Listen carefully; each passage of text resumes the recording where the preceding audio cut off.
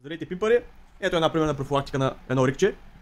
Като това рикче е правено от нас, после е профилактирано от нас и отново е тук за профилактика, след като имаме направени следните процедури по него. Значи това са 5700 XT-та, които бяха с зверски моднати биоси от нас за Ethereum.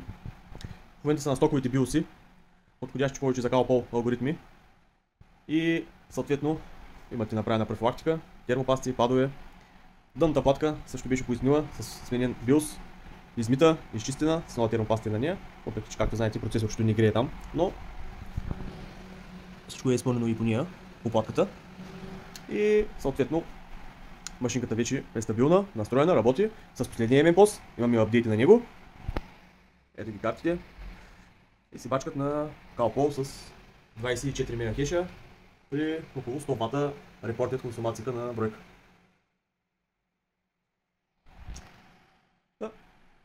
Ако някой от вас се чуди дали машината му е за профилактика, може да се обърнете към нас и ще ви кажем всичко необходимо за това.